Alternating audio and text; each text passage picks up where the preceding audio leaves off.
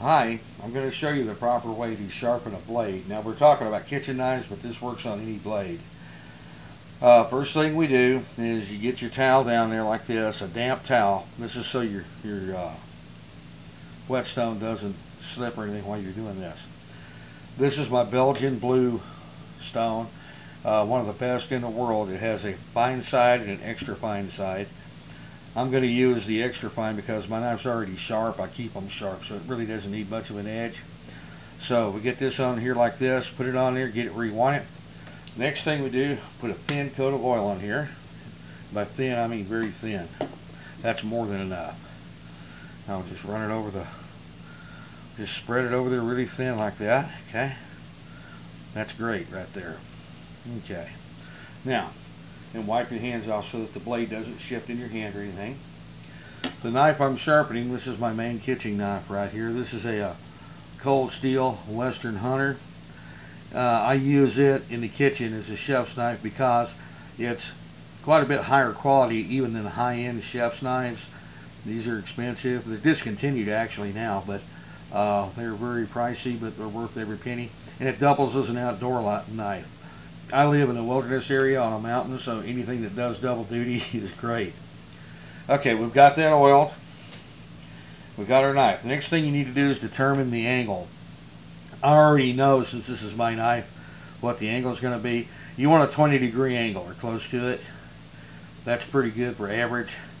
And I happen to know that that's half the width of my thumb on this knife because, like I say, it's my knife. You'll need to measure yours using the formula that I put in the article. But this will work just fine. So I just, right here, like this.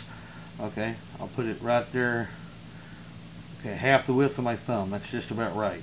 Okay, so I'll put that down here. Now I'll lay the knife right there on the edge like this.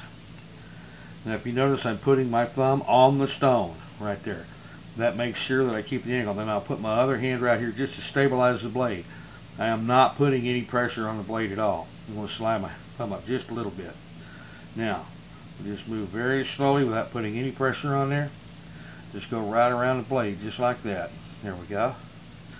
Do that a couple more times. Make sure you keep that same angle. You can use both thumbs if you want to. It's up to you. Just come up here and do it like this. There are some people that advocate using the circular method, doing it like this, up and down there.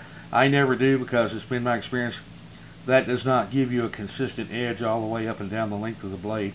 There's going to be parts that are going to get honed more than the other.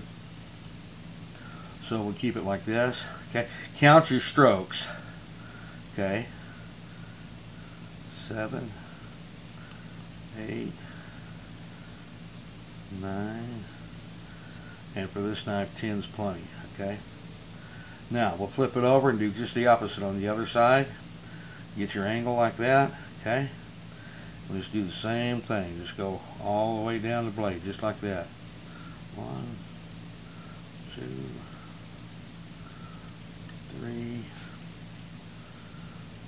4, 5, 6, 7. You don't want to go too fast. 8, 9, that's about as fast as I ever go. 10. The reason you don't want to go fast is you don't want to generate any heat from friction that might mess up the temper of your blade. Now, I'm sure that's plenty for this, so I'm just going to wipe it off and we'll check it. Like I say, I already know that this is fine, but we'll just go right here like this. We'll check it. Just is that in the camera here? Okay. That's a razor cut right there, and that's pretty tough paper. No tears or nothing.